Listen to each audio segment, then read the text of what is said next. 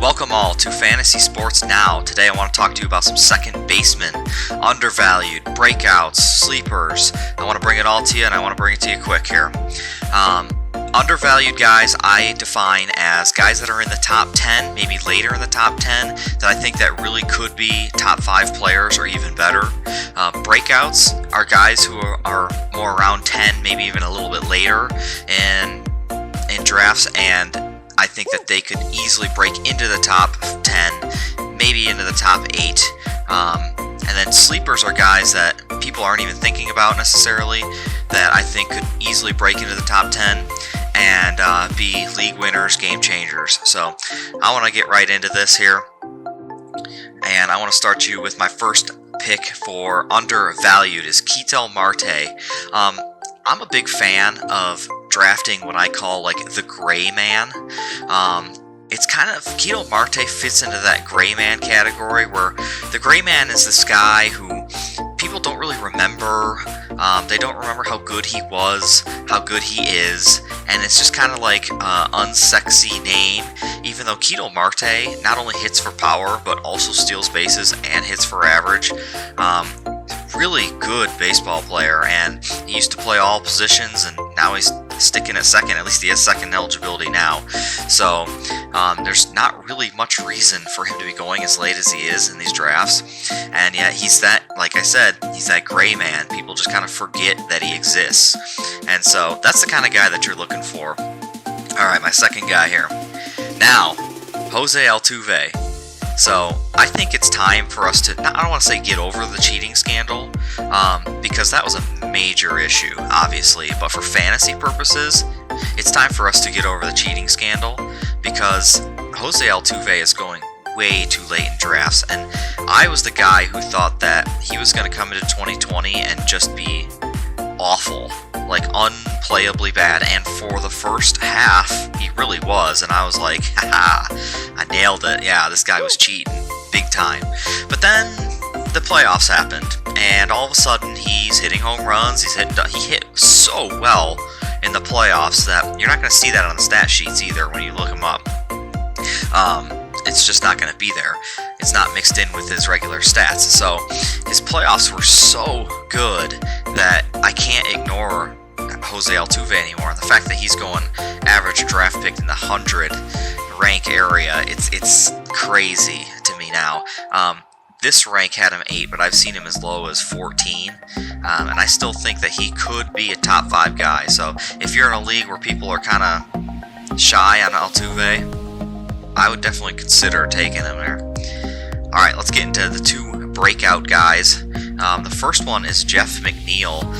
He's been solid for a few years now, and I really think that the Mets lineup is going to be really, really strong. I think Pete Alonso is going to come back and play well. Michael Conforto is still going to play well, and oh yeah, they have Lindor now. So Jeff McNeil is likely to hit before the trio of Lindor, Conforto, and Alonso, and then Dominic Smith after that. So the Mets are going to get a lot of at-bats. I really like that McNeil hits for average, and like I said, he's hitting right before them. He's going to get a lot of runs, a lot of counting stats sitting before those 2 or those 3 or even 4 guys, if you still believe Dominic Smith is going to have a big year. So I look for Jeff McNeil to pretty much do what he does, maybe get a few more at-bats, but with this lineup around him now, I think that he's going to move up, and being drafted at 98, I think he needs to be higher. Nick Solak is another one. I've seen him lower than 17, but this particular rank had him at 17, average draft pick of 184. So Nick Solak came in last year and was kind of the hot guy. He was the hot name people thought was going to break out, but it was too early, and it just felt like it was too early. He's a guy that he only hit 2 home runs last year, and it was expected that he's going to do much more. Well, now that he's had a taste of the major leagues, I think that now is the actual time that he is going to break out. And I think that 184 is almost undraftable in some leagues. He's not going to even get taken. And I think that he could come on easily and hit low 20s home runs, maybe even mid 20s home runs. And if you do that, if he does that, then he's easily in the top 8 at second baseman.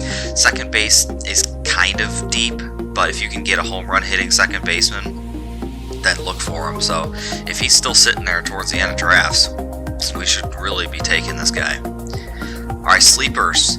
Couple guys, both prospects, and I'm actually going to give them both to you right now at the same time. So Nick Madrigal and Gavin Lux. If you're looking to play safe on a sleeper, which sounds kind of weird, but if you're looking for a guy that is going to play every single day, then look at Nick Madrigal. He's going to play second base for Chicago, and he's a really strong hitter. He hits for average, he gets on base. Downsides are, I'm pretty sure he's going to hit last in the order, and he has no power. So if this is a category league, you might be punting power with a pick like this, but you'll be gaining back a nice average, nice OBP, probably a lot of runs scored in that lineup, and a lot of at-bats. I think he's a much safer pick than Gavin Lux, but I think Gavin Lux is better just in general, and I think that he could take off this year. Right now, the problem with Gavin Lux is he came up last year, and he did struggle, and technically right now Chris Taylor is ahead of him on the depth chart.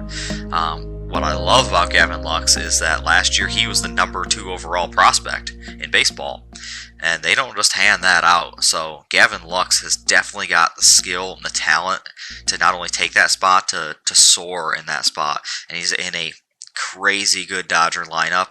To think that an injury won't happen to somebody where Chris Taylor will move over for Gavin Lux to play, I think it would be silly to think that that's not going to happen. I think that Gavin Lux could easily hit mid-20s home runs, and I don't think anybody's drafting him at all this year.